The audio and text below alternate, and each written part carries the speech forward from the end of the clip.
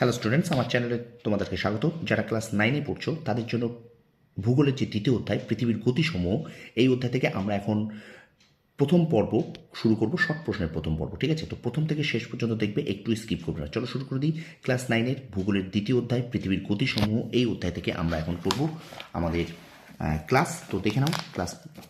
প্রথমে এমসিকিউ, তারপরে শূন্যস্থান পূরণ এবং তারপরে শুদ্ধ অশুদ্ধ। ঠিক আছে, তো প্রথম থেকে শেষ পর্যন্ত ভিডিওটা অবশ্যই দেখবে। দেখো প্রথম প্রশ্ন কী বলছে, পৃথিবীর গতিসমূহ অধ্যায় থেকে। দেখো প্রথম প্রশ্ন কী বলছে, নিরক্ষরেখায় পৃথিবীর আবর্তনের গতিবেগ, এটা কিন্তু উত্তর হবে 1675 কিমি পার ঘন্টা।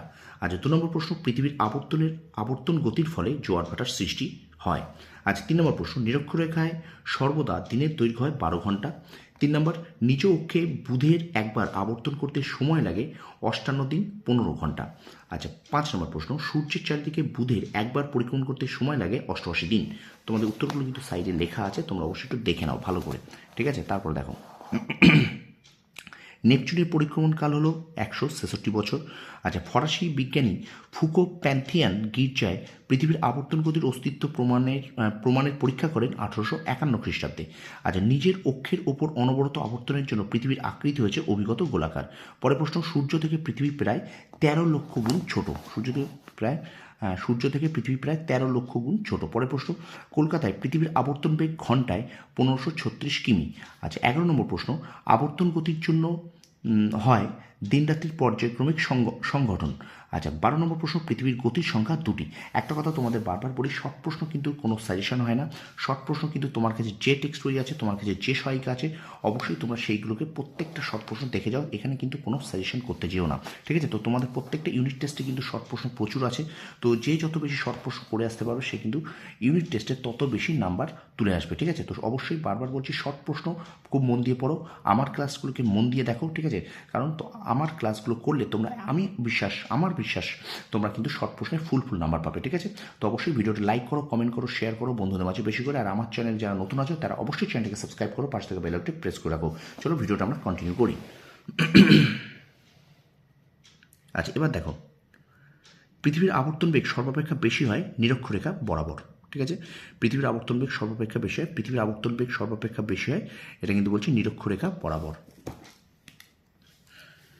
দেখতে পাচ্ছ, নিরক্ষরেখা বরাবর। ঠিক আছে, পরের প্রশ্ন দেখো, সৌরদিন অপেক্ষা নক্ষত্র দিনের দৈর্ঘ্য 3 মিনিট 56 সেকেন্ড কম। তাহলে এখানে কি আছে, 3 মিনিট, এইটা 3 মিনিট 56 সেকেন্ড কম। ঠিক আছে, 3 মিনিট 56 সেকেন্ড কম। আচ্ছা পরের প্রশ্ন দেখো কি বলছে, পৃথিবীর আবর্তন গতি হঠাৎ থেমে গেলে আমরা এবং সকল বস্তু সবেগে ছিটকে যাবে কোন দিকে, না পূর্ব দিকে ছিটকে যাবে। কোন দিকে ছিটকে যাবে, পূর্ব দিকে ছিটকে যাবে। পরের প্রশ্ন দেখো, নিম্নলিখিত কোন শহরে আবর্তন বেগ বেশি? উত্তর কিন্তু হবে এখানে চেন্নাই শহরে কিন্তু আবর্তন বেগ বেশি। আচ্ছা পরের প্রশ্ন, কোনো বস্তু নিজ মেরুদণ্ডের ওপর অনবরত পাক খেলে বস্তুটির মধ্যেই তৈরি হয়, কি তৈরি হবে, না কেন্দ্র বহির্মুখী শক্তি। অপশান এ হবে উত্তর। ঠিক আছে, এবার চলো আমরা চলে যাই শূন্যস্থান পূরণ। দেখে নাও শূন্যস্থান পূরণটা ভালো করে দেখে নাও।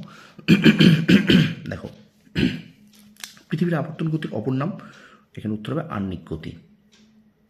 ঠিক আছে, তারপর দেখো, নিরক্ষীয় অঞ্চলের তুলনায় মেরুবৃত্তীয় অঞ্চলে পৃথিবীর আবর্তন বেগ কম।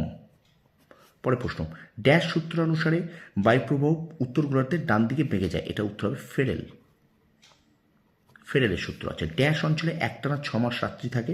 উত্তর হবে মেরু অঞ্চল। আচ্ছা, পৃথিবীর 2 মেরুবিন্দুতে আবর্তন বেগ 0। ঠিক আছে, 0। পরের প্রশ্ন দেখো, সূর্যকে আকাশের একটি নির্দিষ্ট অবস্থানে রেখে 24 ঘন্টায় একবার পৃথিবীর নিজ অক্ষের ওপর পূর্ণ আবর্তনের সময়কে বলে সৌর দিন। কি বলে, সৌর দিন। পরের প্রশ্ন, অন্য কথার অর্থ দিন। পরের প্রশ্ন দেখো, ভারতীয় জ্যোতির্বিজ্ঞানী ড্যাশ প্রথম সূর্যকেন্দ্রিক মতবাদের ধারণা দেন। এটা উত্তর হবে কিন্তু আর্যভট্ট। পরের প্রশ্ন দেখো, ড্যাশ প্রথম প্রমাণ করেন যে সূর্য স্থির এবং অন্যান্য গ্রহরা সূর্যের চারিদিকে ঘুরছে। উত্তর এখানে কোপারনিকাস। পরের প্রশ্ন দেখো, ড্যাশ প্রমাণ করে যে পৃথিবীর 2টি গতি একসঙ্গে ক্রিয়াশীল। উত্তর হবে এখানে ছায়াবৃত্ত। আচ্ছা পরের প্রশ্ন দেখো, পৃথিবীর আলোকিত অর্ধেকাংশ এবং অন্ধকারাচ্ছন্ন অর্ধেকাংশের সীমারেখাকে বলে ছায়াবৃত্ত। সরি, 10-এর একশো ড্যাশ প্রমাণ করেন যে পৃথিবীর দুটি গতি একসঙ্গে ক্রিয়াশীল, এটা হলো নিউটন, এটা হবে এখানে নিউটন, আর এটা হবে ছায়াবৃত্ত। একটুখানি মিস্টেক হয়ে গেছে, ঠিক আছে, সরি।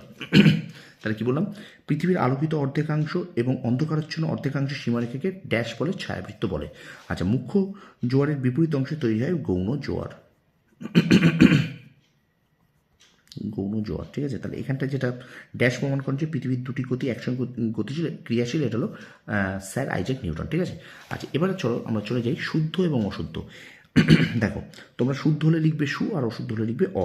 আচ্ছা, পৃথিবীর একটি মাত্র গতি আছে, এটা অশুদ্ধ, অ। আচ্ছা, পৃথিবী পূর্ব থেকে পশ্চিম দিকে ঘুরে, এটাও অ। আচ্ছা, নিরক্ষরেখায় পৃথিবীর আবর্তনের গতিবেগ সর্বাধিক, এটা সু। আচ্ছা, পরের প্রশ্ন দেখো, পৃথিবীর পরিক্রমণ গতির ফলে সমুদ্রস্রোতের দিক বিক্ষেপ ঘটে, এটা অ। আচ্ছা, কোরিওলিস বলের কারণে বায়ুর গতিবিক্ষেপ ঘটে, এটা সু। আচ্ছা, পৃথিবীর কোনো স্থানে যখন সন্ধ্যা হয় তখন তার বিপরীত স্থানে প্রভাত হয়, এটাও সু। তাহলে এখানে দেখো অশুদ্ধ, অশুদ্ধ, অশুদ্ধ, শুদ্ধ, অশুদ্ধ, শুদ্ধ, শুদ্ধ, ঠিক আছে। তো অবশ্যই ভিডিওটা একটু লাইক করবে, একটু লাইক করবে, ঠিক আছে। দেখো, আচ্ছা, এবার দেখো, আলো ও অন্ধকারের সীমানার নির্দেশক বৃত্তাকার রেখাকে অক্ষরেখা বলে, এটা কিন্তু অশুদ্ধ। আচ্ছা, পৃথিবীর নিজ অক্ষে অনবরত আবর্তনের জন্য পৃথিবীর আকৃতি অভিগত গোলকের মতো, এটা কিন্তু হবে শুদ্ধ। আচ্ছা, পৃথিবীর আবর্তনের জন্য কেন্দ্র বহির্মুখী বলের সৃষ্টি হয়েছে, এটা কিন্তু শুদ্ধ। আচ্ছা, পৃথিবীর নিরক্ষীয় প্রবেশ ফোলা ও মেরু প্রদেশ চাপা, এটা কিন্তু শুদ্ধ, ঠিক আছে। আচ্ছা, দক্ষিণ মেরু ধ্রুবতারামুখী হয়, এটা কিন্তু অশুদ্ধ। আচ্ছা, পৃথিবীর আবর্তনের জন্য কোরিওলিস বল সৃষ্টি হয়েছে, এটা কিন্তু শুদ্ধ। টলেমি পৃথিবী কেন্দ্রিক মহাবিশ্বের ধারণার পক্ষে মত দেন, এটা কিন্তু শুদ্ধ। আচ্ছা, পৃথিবীর পরিক্রমণের জন্য সূর্য পূর্ব দিকে ওঠে ও পশ্চিমস্ত যায়, এটা কিন্তু অশুদ্ধ। কলকাতা আবর্তনের বেগ লন্ডন অপেক্ষা বেশি, এটা কিন্তু শুদ্ধ। আর নিরক্ষরেখা পৃথিবীর আবর্তন বেগ 6147 কিমি/ঘন্টা, এটা কিন্তু অশুদ্ধ, ঠিক আছে। আচ্ছা, এবারে চলো আমরা চলে যাচ্ছি একটি বাক্যে উত্তর দাও এই প্রশ্নগুলো, দেখে নাও, একটু ভালো করে দেখে নাও। দেখো, পৃথিবীর কোন গতির ফলে দিন রাত্রি হয় অথবা দিন রাত্রি ঘটার মূল কারণ কি? আবর্তন গতি। পরের প্রশ্ন দেখো, পৃথিবীর মেরুরেখা কক্ষতলের সঙ্গে কত ডিগ্রি কোণে হেলে অবস্থান করে? 66.5 ডিগ্রি কোণে হেলে অবস্থান করে। পরের প্রশ্ন, পৃথিবীর কোন গতির ফলে জোয়ার ভাটা গঠিত হয়? আবর্তন গতির ফলে। আচ্ছা, সূর্য স্থির ও পৃথিবী গতিশীল এই কথা কে প্রথম গাণিতিকভাবে প্রমাণ করেন? গ্যালিলিও। আচ্ছা, তবে দেখো, পৃথিবী কোন দিক থেকে কোন দিকে আবর্তন করছে? উত্তর হবে কিন্তু পশ্চিম থেকে পূর্বে। পরের প্রশ্ন দেখো, মহাকর্ষ সূত্রটি কে আবিষ্কার করেন? মহাকর্ষ সূত্রটি আবিষ্কার করেন স্যার আইজ্যাক নিউটন। পরের প্রশ্ন, স্যার আইজ্যাক নিউটন কত সালে পৃথিবীর দুটি গতির একই সময় কার্যকর হওয়ার তথ্যটি প্রমাণ করেন? স্যার আইজ্যাক নিউটন কত সালে? উত্তর হবে 1687 সালে। আচ্ছা, পরের প্রশ্ন দেখো, বৃহস্পতির আবর্তনকাল ও পরিক্রমণকাল কত? না, আবর্তনকাল হলো 9 ঘন্টা 56 মিনিট এবং পরিক্রমণকাল হলো 11 বছর 10 মাস, এটা কিন্তু বৃহস্পতি, ঠিক আছে। তারপর দেখো, পৃথিবীর আবর্তন গতি না থাকলে পৃথিবীর কোনো স্থানে কতদিন অন্তর জোয়ার হতো? না, এটা 27.1/3 দিন অন্তর কিন্তু এখানে জোয়ার হতো। আচ্ছা, আবর্তনের ফলে গতিশীল পদার্থের গতিবিক্ষেপ হয়, এই সূত্রটি আবিষ্কার করেন না জি.ডি. কোরিওলিস 1835 সালে, মনে রাখবে। আচ্ছা, পৃথিবীতে সূর্যোদয় ও সূর্যাস্ত হওয়ার প্রকৃত কারণ কি? না, প্রকৃত কারণ হলো পৃথিবীর আবর্তন গতি। আচ্ছা, 12 নম্বর দেখো, বিজ্ঞানের কোন শাখায় মহাকাশ নিয়ে আলোচনা করা হয়? উত্তর কিন্তু হবে জ্যোতির্বিজ্ঞান শাখায়। পরের প্রশ্ন দেখো, বিষুবগতর অর্থ কি? না, বিষুবগতর অর্থ কিন্তু সমান রাত্রি। আচ্ছা, পরের প্রশ্ন দেখো, কোন ভারতীয় জ্যোতির্বিজ্ঞানী প্রথম বলেন যে সূর্য স্থির? উত্তর কিন্তু এখানে হবে আর্যভট্ট। তো এই ছিল পৃথিবীর গতিসমূহ অধ্যায় থেকে আমাদের প্রথম পর্বের শর্ট প্রশ্ন। এমসিকিউ করলাম, শূন্যস্থান পূরণ করলাম, শুদ্ধ অশুদ্ধ করলাম এবং এসিকিউ উত্তর করলাম, ঠিক আছে।